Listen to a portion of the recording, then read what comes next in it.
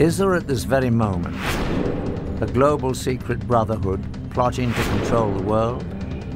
Or even worse, is the shocking plan already in motion? Have devastating weapons already been positioned around the world to cause catastrophic results? Can it be stopped?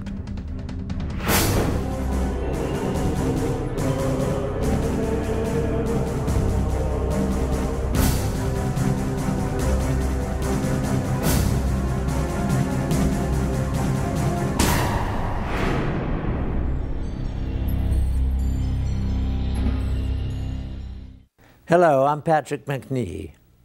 The Illuminati is said to be a global secret society that has been operating for centuries, a hidden brotherhood that includes some of the world's most influential people, people of all races and religions that hold top positions in government, churches, business, education, science, medicine, military, financial, and charitable institutions. A secret fraternity whose sole purpose is to take over control of the entire world's resources, finances, and its people. If such a powerful secret society does exist, it represents the ultimate threat to the free world. In fact, it means that right now there is actually no free world at all. Some say it's preposterous, but now for the first time ever we have obtained proof that not only such a global secret organization does exist, but it has infiltrated two of the most powerful intelligence agencies in the world. What's more, weapons of mass destruction have been hidden in the USA and other countries for future use. How could this happen? To get to the truth, we must first explore the dark reaches of the world's secret societies, whose history, rituals, and very existence are shrouded in mystery. Secret societies have existed for thousands of years. They all have one thing in common: unique knowledge, which they swear by oath to keep secret. For armed with this knowledge, limited to themselves, they believe they can control others. One of the earliest secret societies still exists today, the Masons.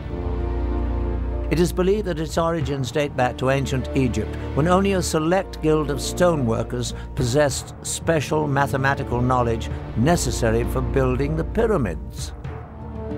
Throughout history, Masons kept their methods to themselves so that only they could build the great structures throughout time that still stand today. First, the pyramids, and on to the great castles and cathedrals of Europe. But secret societies were not limited to tradesmen. The word assassin has its roots in a secret brotherhood of Shiite Muslim warriors that controlled northern Syria during the time of the early Crusades in the 11th century.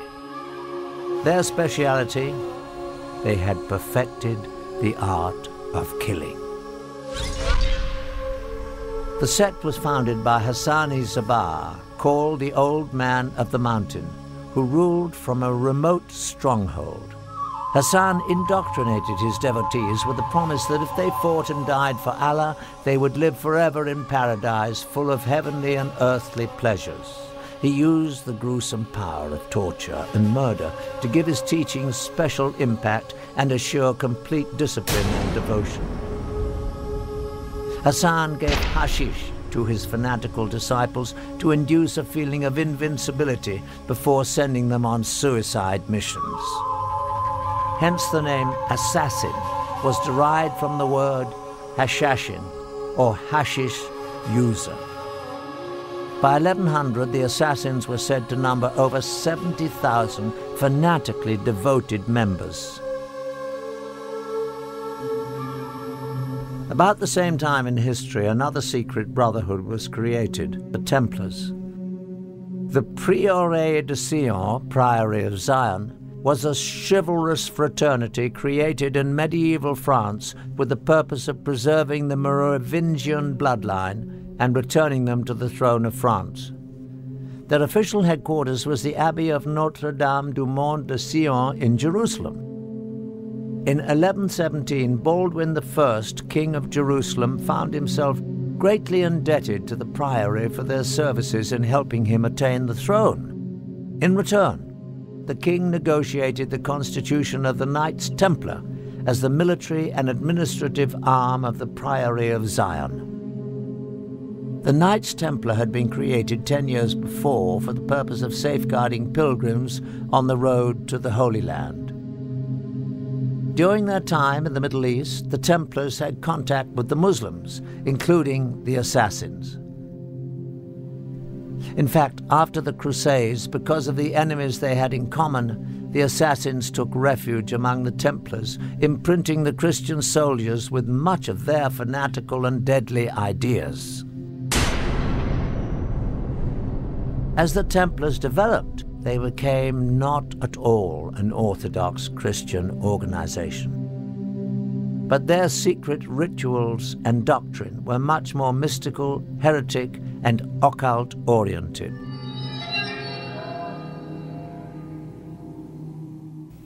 As the power of the Templars grew, the Brotherhood developed into a church within the church, handling their own banking, revoking excommunications issued by bishops, and they answered only to the Pope. Everything about the Knights Templar has at least an element of mystery about it. Right from its beginnings, it was founded just after the First Crusade, which had reopened the way between Europe and the Holy Land. And in about 1118, 9 French knights, all of whom were connected with the court of the Count of Champagne, went over to the Holy Land with this mission, they said, to protect the roads and the pilgrimage routes, to make them safe for pilgrims who would now be able to visit the holy places. Now, once they arrived in the Holy Land, there's actually no evidence they actually did anything for 9 years or so. And right from the beginning, there's something that doesn't quite connect. And there's other evidence that this mission of protecting the pilgrimage routes was actually just a cover story. They actually went there for another reason. For some reason, these 9 knights thought that there was something to be found there. There's certainly evidence that they excavated beneath the Temple Mount.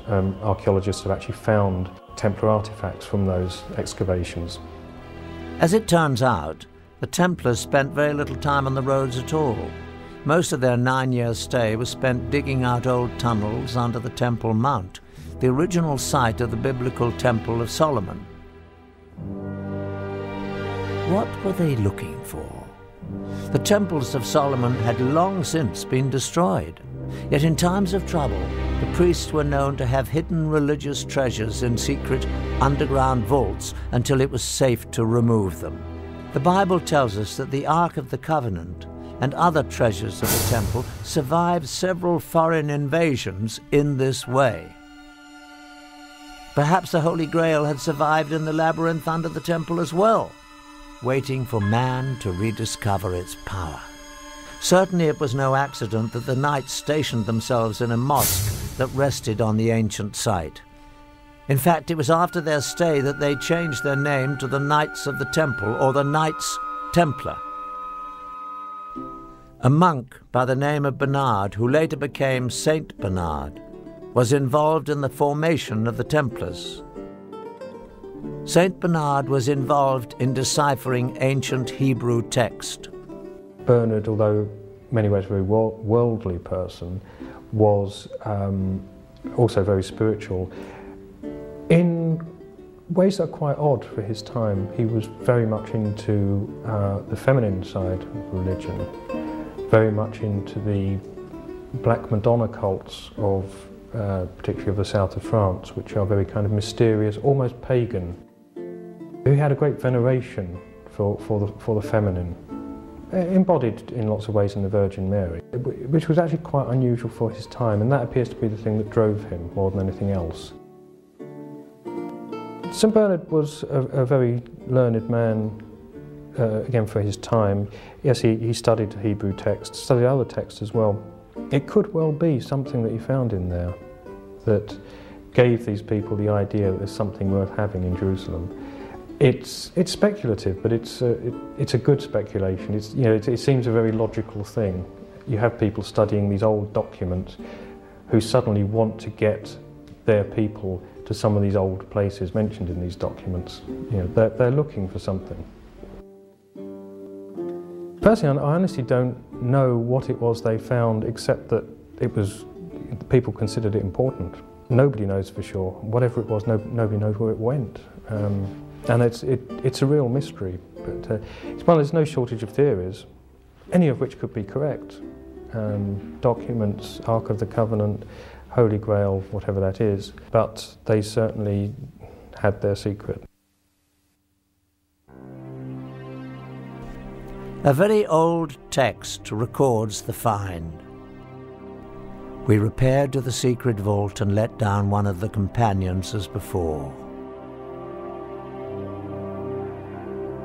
The sun at this time was at its meridian height, the rays of which enabled him to discover a small box or chest standing on a pedestal curiously wrought and overlaid with gold.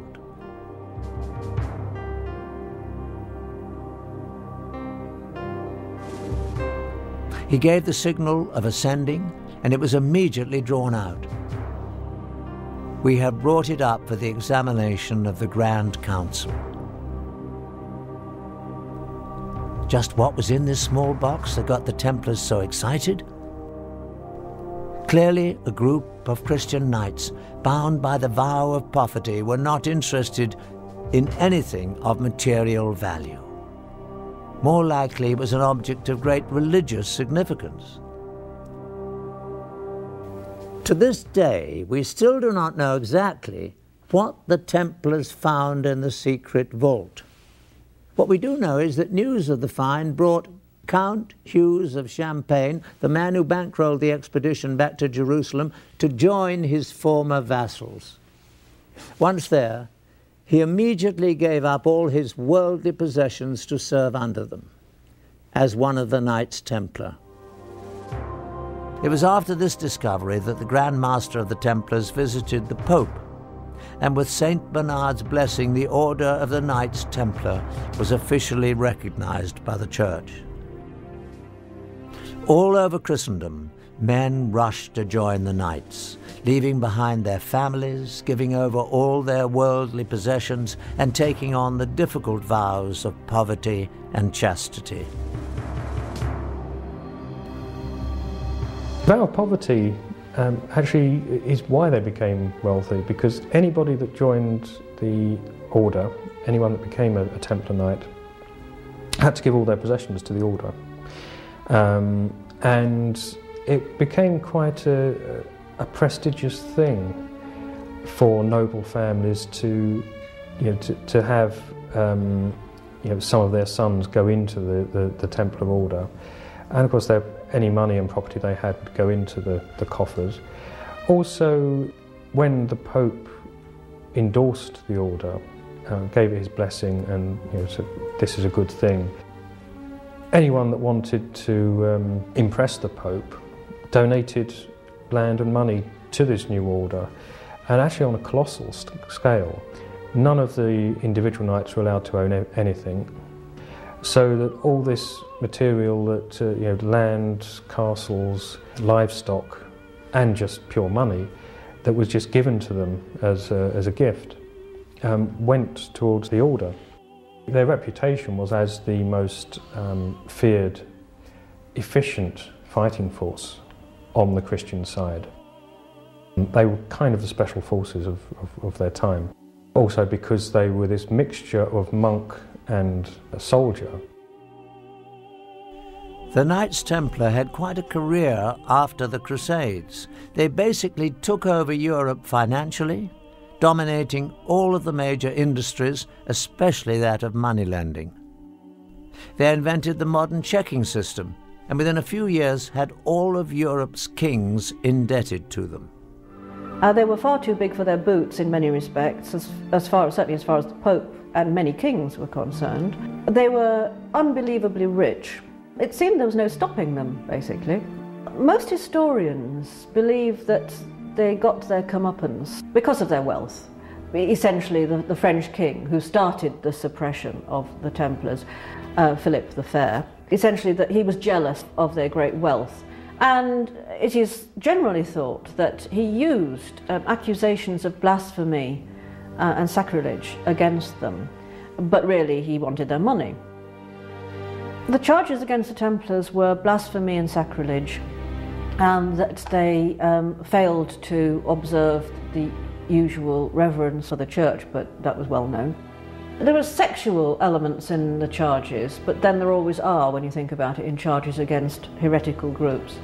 They were accused of sodomy, of homosexual acts. They were accused of spitting and trampling upon the cross, of worshipping not just a bearded severed head, but in some extraordinary cases they were accused of worshipping the severed head of a cat. The Catholic Church got the confessions that it needed to suppress the Templars. On Friday the 13th, 1307, the Pope officially disbanded the Order of Knights. Their Grand Master was burned at the stake. By the middle of the 1300s, the Knights of Templar seemed to have completely disappeared and their treasury confiscated. But could the richest and most powerful brotherhood on earth and all their wealth be rounded up and seized almost overnight? No. The highly trained and organized Templars only went quickly underground, taking most of their wealth with them. They evolved into an enormously powerful and well-financed secret society. Indeed, as history unfolded, the facts show that Templars never went anywhere except out of the public view. But with one added dimension: an extreme hatred for the Catholic Church. At the same time, the Priory of Zion assumed that they would meet a similar fate from the Church. They too seemed to disappear, but again, only from the public eye. Over more than 400 years, from the 14th through the late 18th centuries, the Masons, Assassins, the Priory of Zion, and the Templars existed as relatively isolated secret societies with a limited reach, until on May the 1st, 1776, in Bavaria, the human race saw what might be its darkest day. Adam Weishaupt, a Jesuit-trained professor of canon law, well-versed in the occult, formed a new secret organization that would unite all the secret societies for an unthinkable purpose: to gain complete control over the world and its resources and to achieve total domination of its people. Weishaupt euphemistically described it as a new world order. His diabolical brotherhood was founded on a synthesis of the themes of secret societies that had gone before. He skillfully combined Masonic secret rituals and knowledge, the assassins' Islamic mysticism, killing arts, and use of hashish, the Priory of Zion's influential membership, and the Templars' wealth, power, military science, and vendetta against the Catholic Church. To that, he added his own knowledge of the occult. It was not an accident that he chose May the 1st, a very important date on the satanic calendar, for the founding of his society. The group was called the Illuminati. The public translation was intellectually inspired. But Weishaupt himself said in private that the word was derived from Lucifer and meant holders of the light.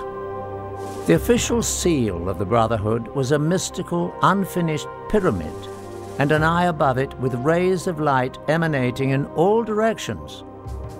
The eye represented the all-seeing, all-knowing nature of the illuminated Brotherhood reigning above the world. To his followers, the founder listed the 5 top-secret primary means that would be used to accomplish his dark goal of total world domination. 1. monetary and sex bribery would be used to gain control of men already in high places in the various levels of all governments and other fields of endeavor. 2.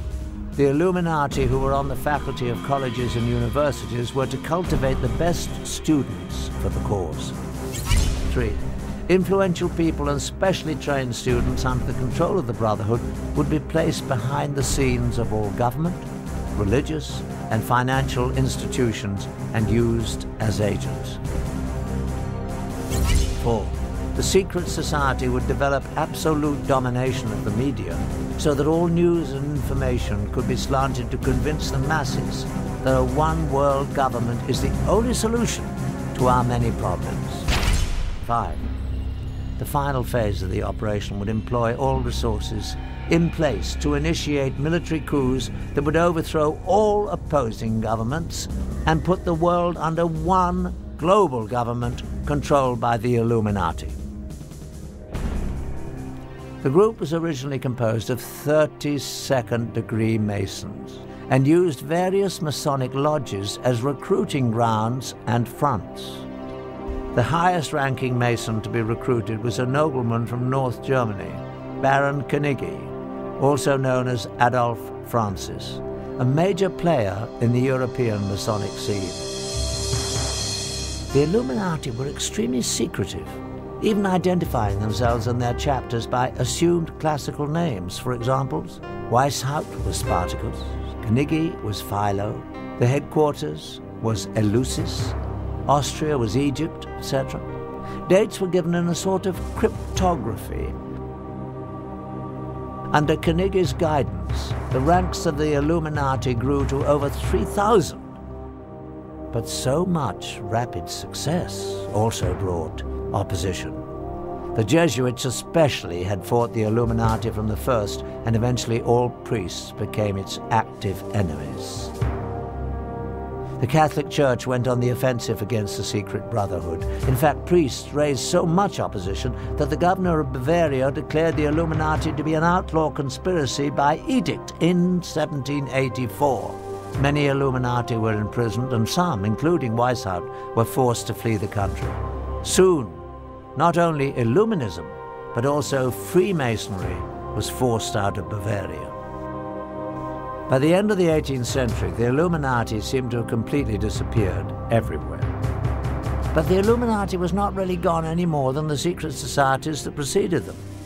They just went underground and added one more item to their list of dark goals: infiltrate and bring down the Catholic religion. When we look around the world today, what do we see of the secret societies? Masonic chapters exist in the open all around the globe as a mainstream organization. The Order of Knights Templar today exists as the top-ranking Masonic organization in the York Rite of Freemasonry. What goes on inside Masonic halls is still relatively secret. Probably known only to their upper echelon members are the dark rituals, goals, and the vendetta against the Catholic Church. The Masons and Templars have very effectively integrated themselves into the world's most respected societies. To a lesser degree, the assassins have appeared publicly periodically throughout history. In the early 1800s, they were visible in India as they came under the direction of the Aga Khan, who they believed possessed divine powers. In the latter 1800s, the Aga Khan brought them to Afghanistan, where they developed a lasting relationship with the British. Later, the Aga Khan's descendants further infiltrated Western culture. One prominent example was when Prince Ali Aga Khan, grandson of Aga Khan II, married American actress Rita Hayworth. Are the assassins, as a secret murderous order, now a thing of the past? The bloodshed occurring today at the hands of Islamic extremists would say the assassins are alive and well. The Priory of Zion also continues to this day. In fact, it has been reported that a number of illustrious figures in history have served as the Priory's Grand Masters, and there is corroborating evidence. In 1975, a discovery was made in a Parisian library. Parchments were found called Le Dossier Le Carré. These documents indeed reveal that some of the secret members were Leonardo da Vinci, Victor Hugo, and Sir Isaac Newton. The Priory has been credited by some with the creation of the European Union. Former President of France, François Mitterrand, was believed to be a member of the Priory, and many other powerful people.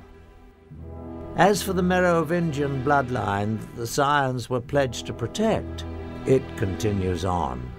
Through incestuous intermarriage, most of the royal families of Europe can claim Merovingian descent. And it is said that from these royal families have come all 44 of the United States presidents. These connections around the world through the Priory of Zion provided the Illuminati with the means to influence politics and power around the globe. But what about the most secret society of them all? Adam Weishaupt's Illuminati, the brotherhood that vowed to bring all the other secret societies together to control the world.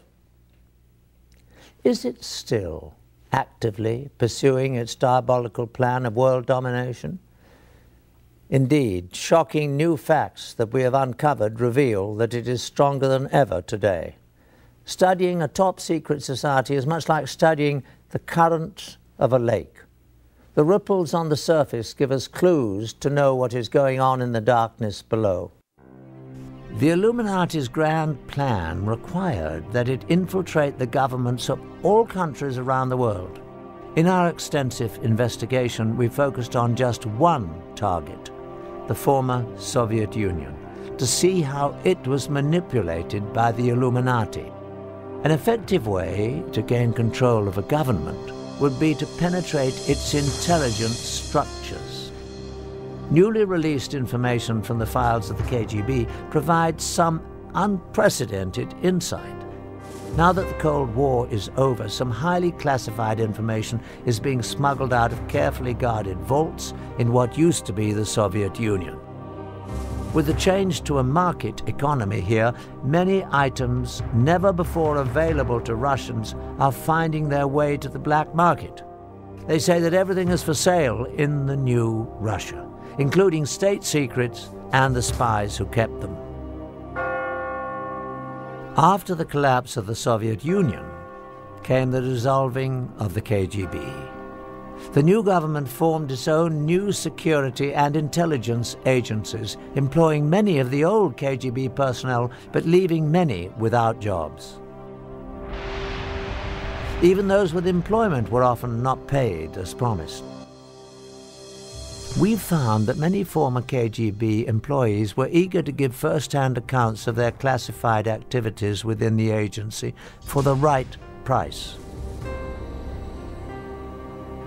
However, when the subject of the Illuminati was introduced, no amount of money could induce anyone to talk about it.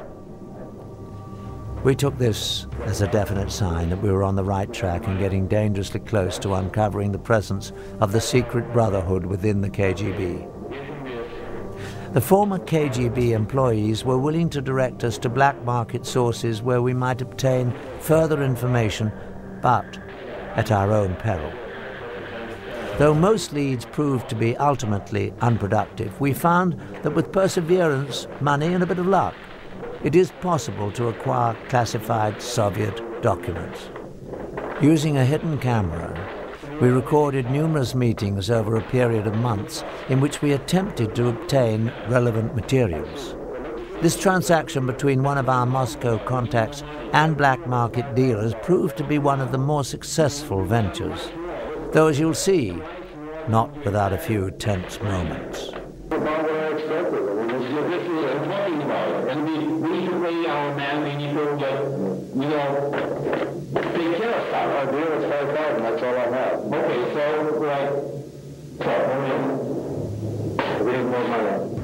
I'm talking, we need more money, okay? Like, we can get, okay, let's do that. Like, give us 5,000, and that's okay, and the rest you can get, like, tomorrow or the next day, like, whatever. 5,000 is the deal, like, that's it, I can't do that. This is all I have. Okay, so we'll take 200 and all that. Hey, run up!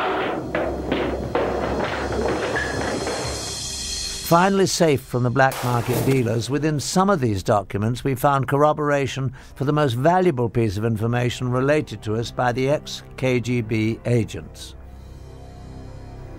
Just as we had been told, indeed, the KGB carefully recorded their activities in documents, films, and tapes.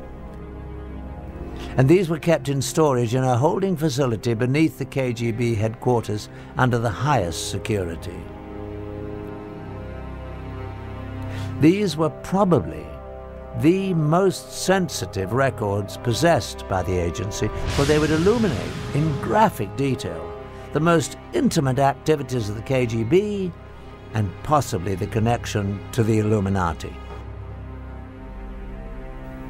The documents we purchased from the black market dealers represented a major breakthrough. They not only confirmed that more revealing KGB materials existed, they also told us where they were kept. Again, we went to our black market sources, now armed with this new knowledge. We believe that with the demise of the KGB, most of the safeguards protecting its records would be gone. Someone out there must have the knowledge and access to be able to supply them to us for a price. Over the course of the next 5 months, we employed our sources to try to obtain specifically these top-secret records of the KGB. This transaction between one of our Moscow contacts, an interpreter, and a local black market dealer yielded astonishing results. The location of this meeting is a textile factory in the Zakorniki district of Moscow. This is the office of the Russian entrepreneur who owns the plant and uses it for both legitimate and illegal business. After introductions and some initial small talk, the dealer is asked whether the KGB materials are on the premises.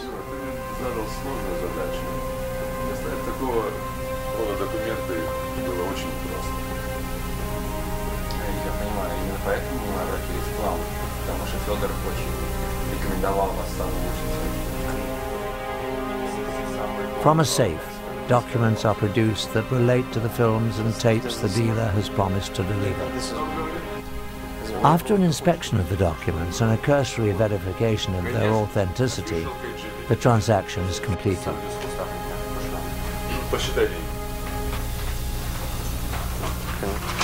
Okay, well, thank you. Спасибо. Пожалуйста. Nice to meet you. Дмитрий Сергеевич, спасибо за вашу работу. Money changes hands, and the tense group is led to another office where the films and tapes are said to be stored.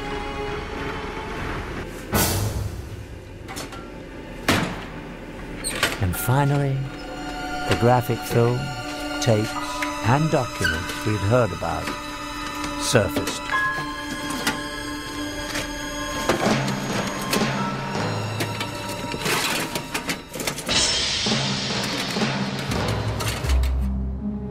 In a startling revelation within the classified documents we obtained, we find proof that the Illuminati infiltrated the Soviet Union and the KGB.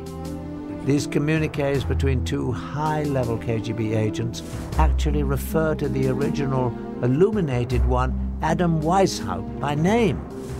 They go on to allude to a connection with two past rulers of Russia, Joseph Stalin and Nikita Khrushchev.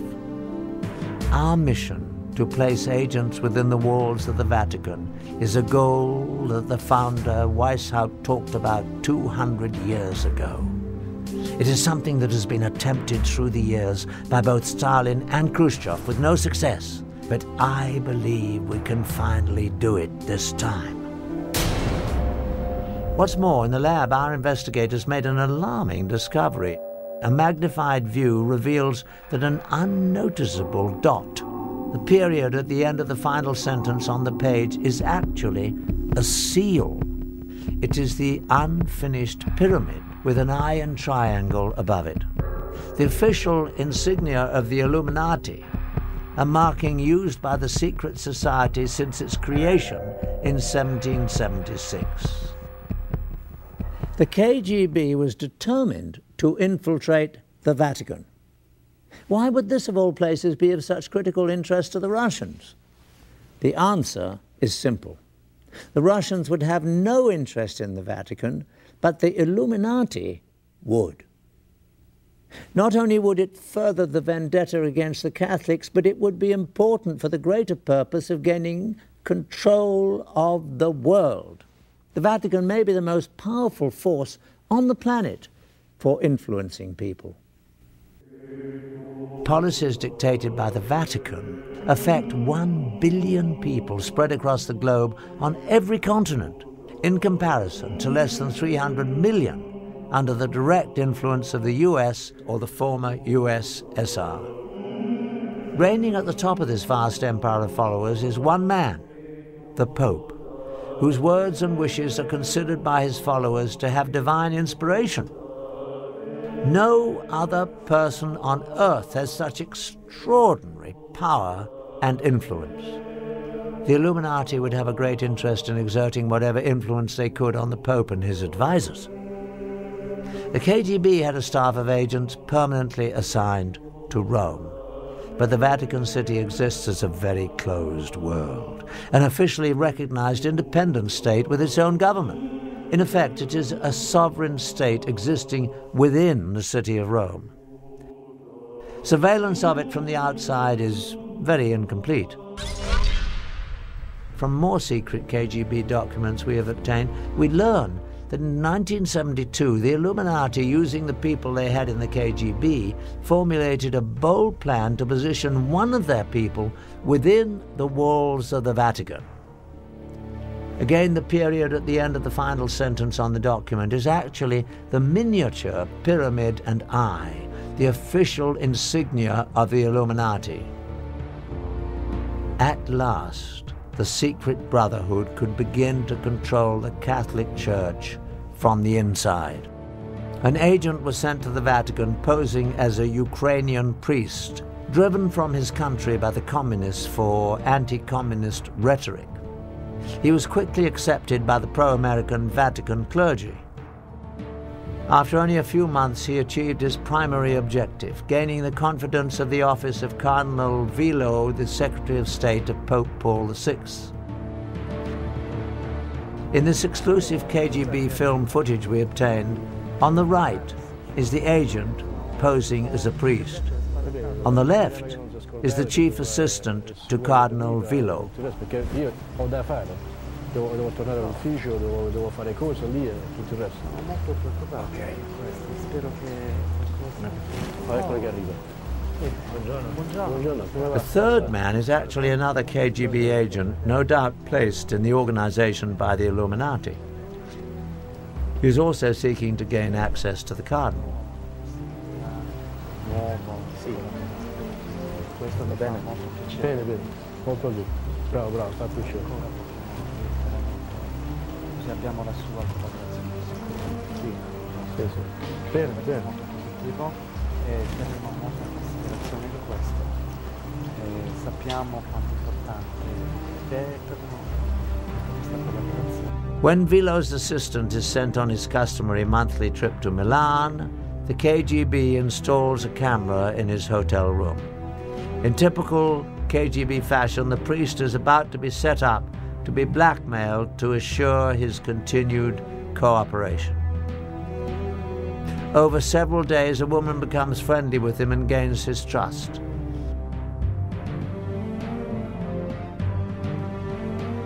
The film shows that the trap was well set.